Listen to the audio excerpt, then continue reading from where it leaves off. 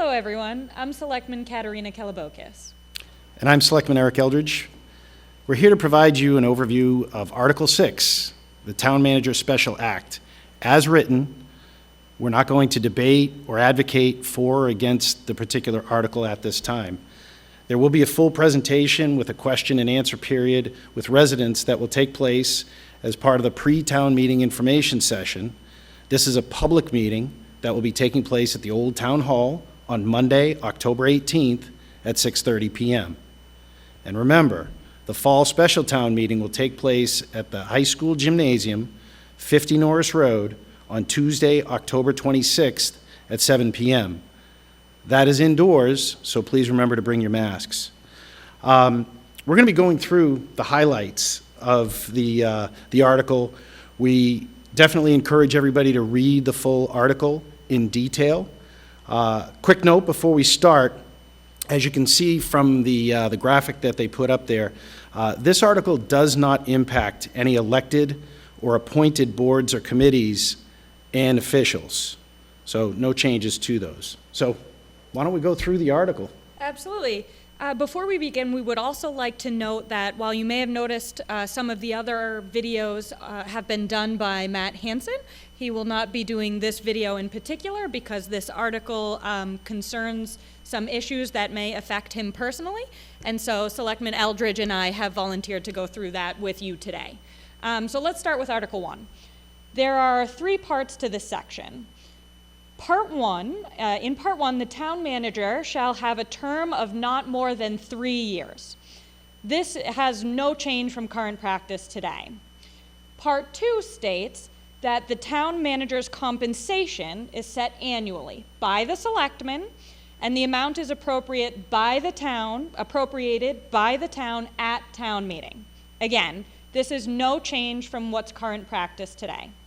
Lastly, the board has to vote whether to reappoint the town manager at least 3 months before the expiration of the current term. Now, this part is new language. So let's talk about Section 2. This describes the annual review for job performance that the Board of Selectmen will conduct and will be part of public record. This is current practice, so there's really no change. Okay, now we're going to move on to Section 3.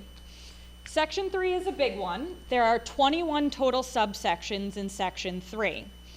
I will highlight the 16 sections that formalize but do not change the town's current practices.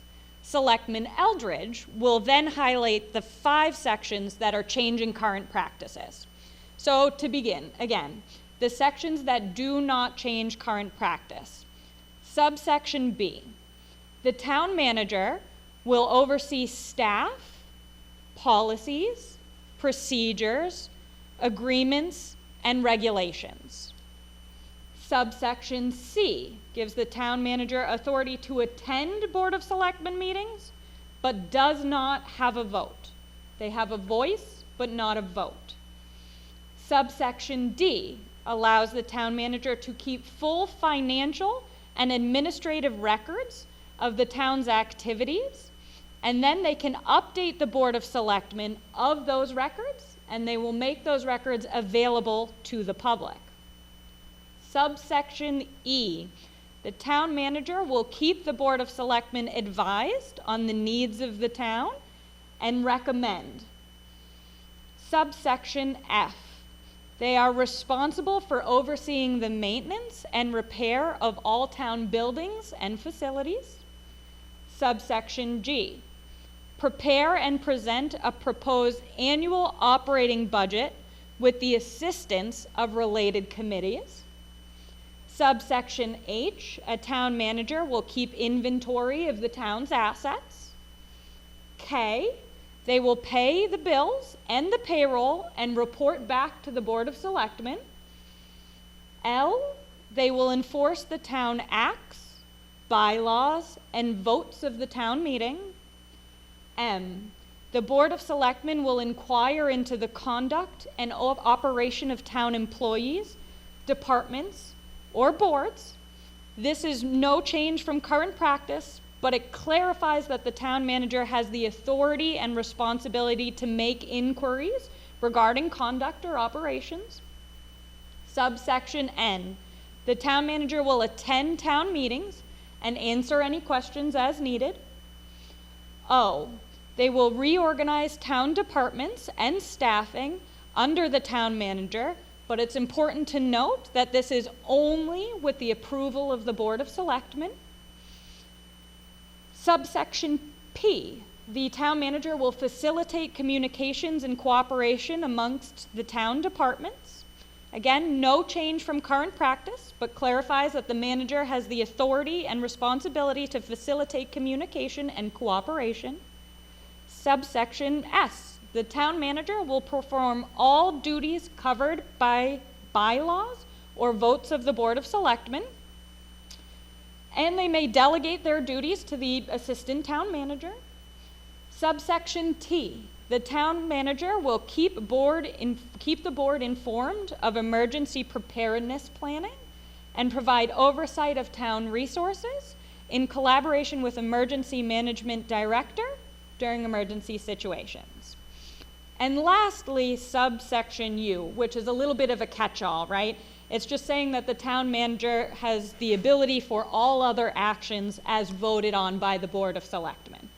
Now, those are the subsections in which it does not substantially change what is in current practice today. Thank you. Well, that was quite a mouthful. So let's start with the things that are changing. Section A, a portion of Section A states that the selectmen retain the authority, and I covered this earlier, the Board of Selectmen retains the authority to appoint various positions, and that includes legal counsel, the town accountant, and all the boards that they appoint today. However, there are some changes in subsection A.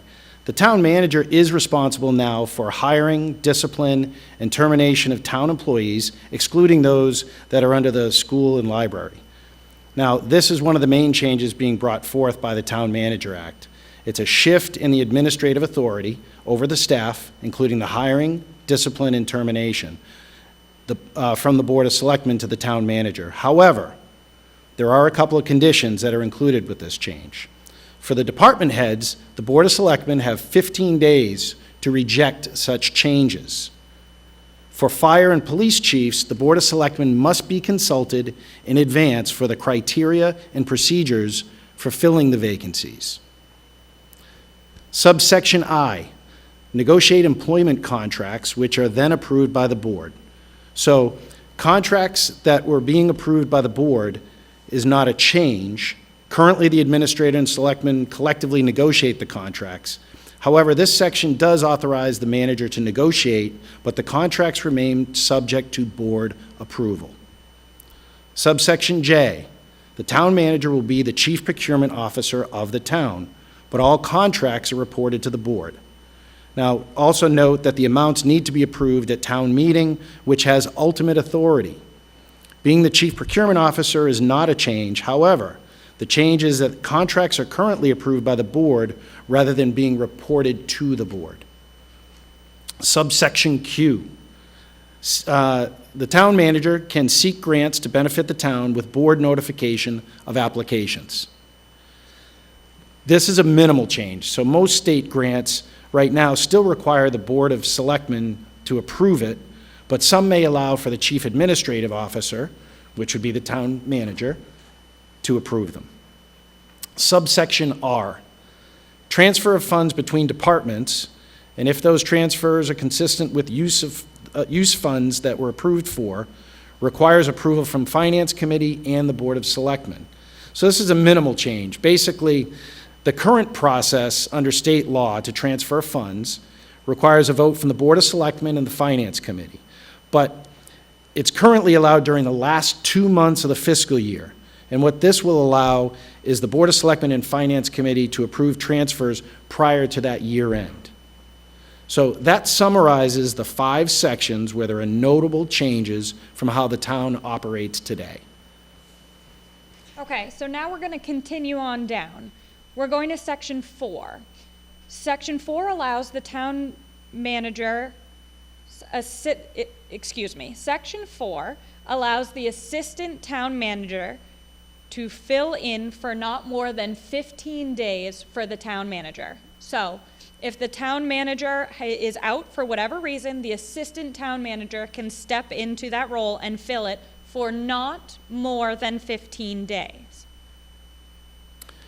Section 5, it defines the Board of Selectmen, the process for the Board of Selectmen to make temporary appointments if there is a vacancy in the town manager position. So ultimately, the Board of Selectmen still retain that control. Section 6 goes into and limits the authority of a temporary or acting town manager. Section 7 authorizes the removal of the town manager for cause with at least 4 members of the Board of Selectmen voting in favor. Note that this is no change from how it is today.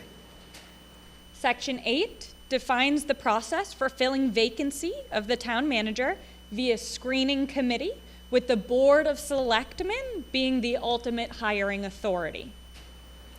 And Section 9 defines that the incumbent town administrator assume the town manager role with non-reappointment, resignation, retirement, or removal. So that goes through all the items that were in the article. I encourage everybody to read the article, and remember that we will have a pre-town meeting information session on the 18th at 6:30 p.m. at the Old Town Hall. We Thank hope you. to see you there.